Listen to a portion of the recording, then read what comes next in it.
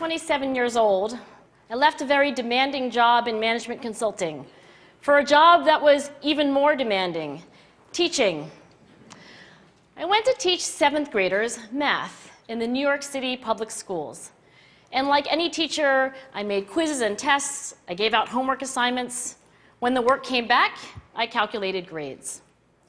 What struck me was that IQ was not the only difference between my best and my worst students. Some of my strongest performers did not have stratospheric IQ scores. Some of my smartest kids weren't doing so well. And that got me thinking. The kinds of things you need to learn in 7th grade math, sure, they're hard. Ratios, decimals, the area of a parallelogram. But these concepts are not impossible.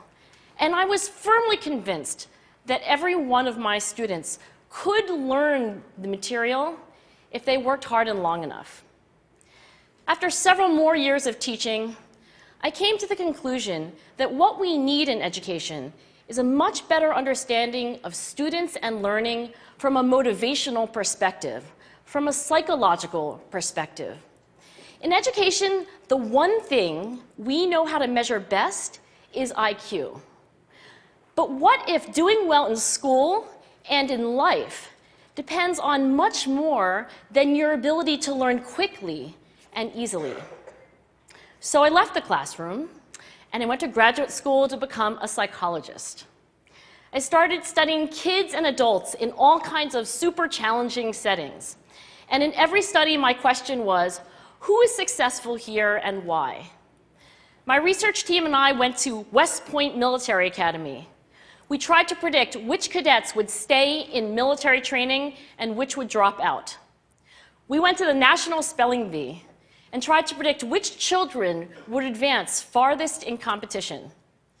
We studied rookie teachers working in really tough neighborhoods, asking which teachers are still going to be here in teaching by the end of the school year.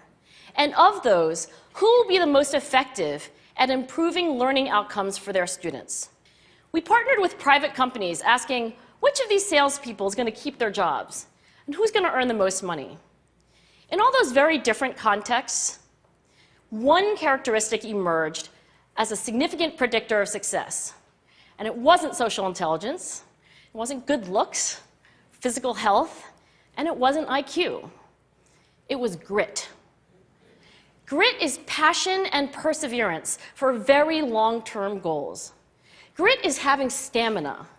Grit is sticking with your future, day in, day out, not just for the week, not just for the month, but for years, and working really hard to make that future a reality. Grit is living life like it's a marathon, not a sprint. A few years ago, I started studying grit in the Chicago public schools. I asked thousands of high school juniors to take grit questionnaires, and then waited around more than a year to see who would graduate. Turns out that grittier kids were significantly more likely to graduate, even when I matched them on every characteristic I could measure, things like family income, standardized achievement test scores, even how safe kids felt when they were at school. So it's not just at West Point or the National Spelling Bee that grit matters, it's also in school, especially for kids at risk for dropping out. To me, the most shocking thing about grit is how little we know, how little science knows about building it. Every day, parents and teachers ask me, how do I build grit in kids? What do I do to teach kids a solid work ethic? How do I keep them motivated for the long run? The honest answer is, I don't know. What I do know is that talent doesn't make you gritty. Our data show very clearly that there are many talented individuals who simply do not follow through on their commitments. In fact, in our data, grit is usually unrelated or even inversely related to measures of talent. So far, the best idea I've heard about building grit in kids is something called growth mindset. This is an idea developed at Stanford University by Carol Dweck, and it is the belief that the ability to learn is not fixed, that it can change with your effort.